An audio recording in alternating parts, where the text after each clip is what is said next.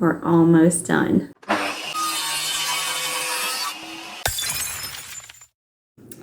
I'm getting really excited because the project's almost done. It has been so fun, from finding the corables for $3.99, sanding those off, adding the white crackle, to getting this reclaimed wood out of the yard and getting all the hardware out, cleaning it up, removing the excess paint, sealing those up, to this piece that we're working on now, plus one more feature I'm going to add today. It has been a truly fun and rewarding project, and I can't wait to see how everything turns out. This part might seem like it doesn't make any sense because I spent all of that time hewing out big chunks of this and prying and using different tools to make patterns on here. Well, now I'm going to smooth it out just a little bit with some very coarse sandpaper because I want it to receive the stain somewhat evenly. There'll be darker pickup in the deeper areas, but I also want this to be a semi-smooth surface so that if we slide something across, it doesn't completely rip off part of the wood itself or destroy objects.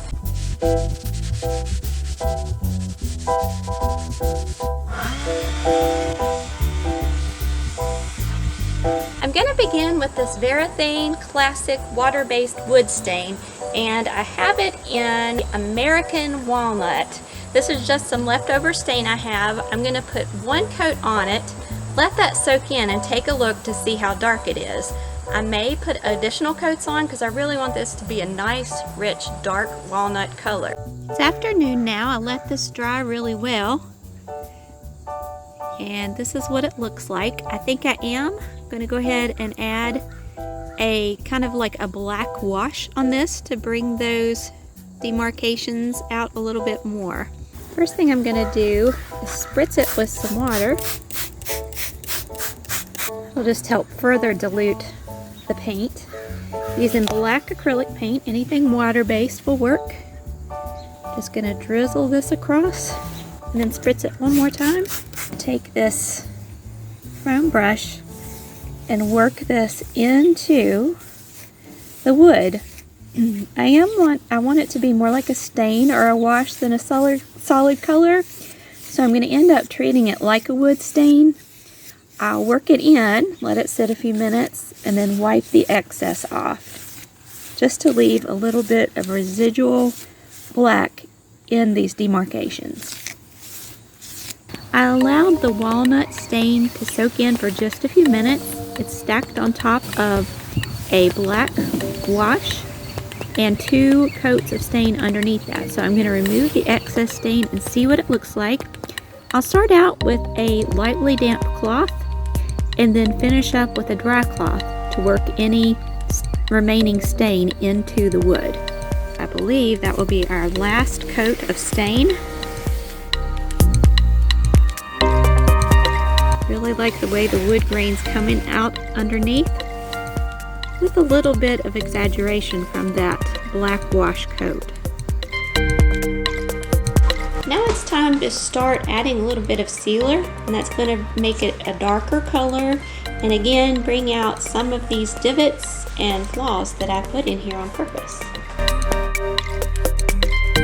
Here's what it looks like with the first coat of sealer on. It's still wet. I'll allow that to dry. It really brought out all of the character in this simulated hewn piece of lumber. I got so excited, pulled out a few fall decorations just to try them out to see how they would look on here. I have to go ahead and sand off this sealer one time because when you use a sealer, it raises the grain and you get all these little bumps and splintery places. It feels pretty rough. I don't know if you can hear that, but it's pretty rough after the first coat of sealer. I'm going to use a very fine sandpaper, take off all those little burrs and places that are sticking up. Put on 1 or 2 coats, I haven't decided, of a final water-based polyurethane for lots of protection up here in case we want to sit a drink up here or a plate of food. So I'm gonna get started on that. And today we're gonna see how it looks.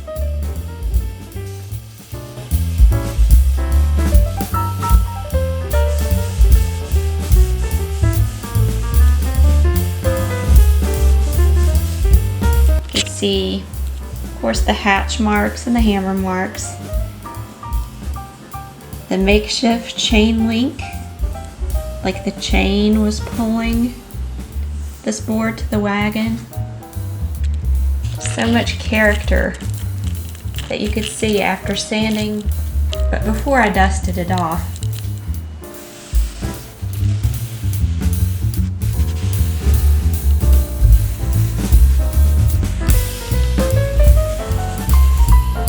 It's nice and smooth now. I got that sanded and dusted off, wiped it off with a damp towel, and I decided to go with at least 2 coats of this polyacrylic clear gloss by Minwax. Not an advertisement, just what I chose to use. I like water-based products because they're easy to clean up, really easy to work with. I can always dilute them with water if I need to. I can tint them with a water-based paint if I want to give a little bit of a tint to it, and it's easy to clean up.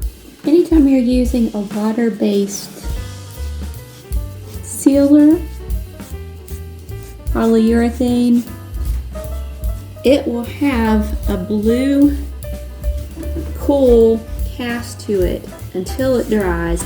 That's one of the big differences between using a water-based versus an oil-based poly coat or clear coat sealer.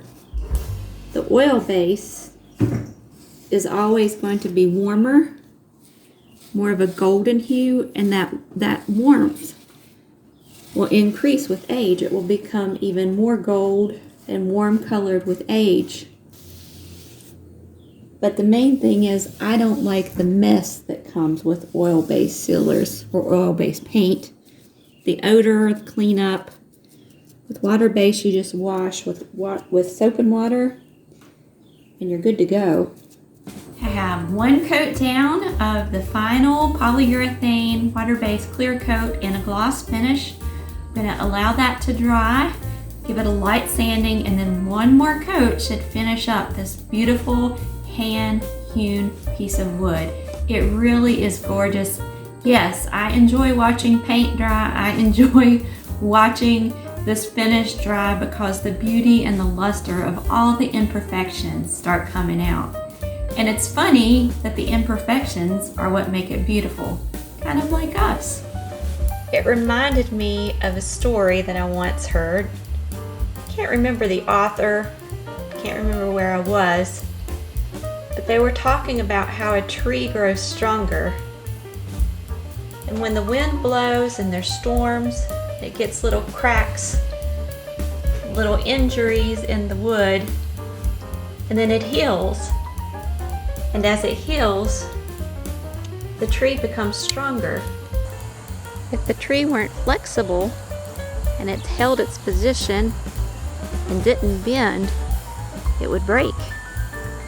But because with time, wind, different trials, it bends, gets cracks, gets scars, gets stronger, and is able to grow into a beautiful, strong tree. You put all those trees together with their brokenness, their scars, you have beauty all around you. Just some things I ponder watching paint dry.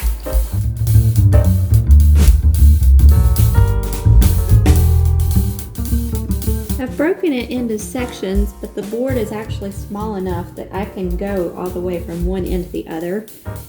And for my final strokes, that's what I'll do to make sure there's no lines or demarcation where one section stops and another starts. I'm just going to have one smooth transition for the final strokes. And as it makes its way into all of these hatch marks, As it dries and the light reflects, it will really bring those out and show the true beauty of this wood.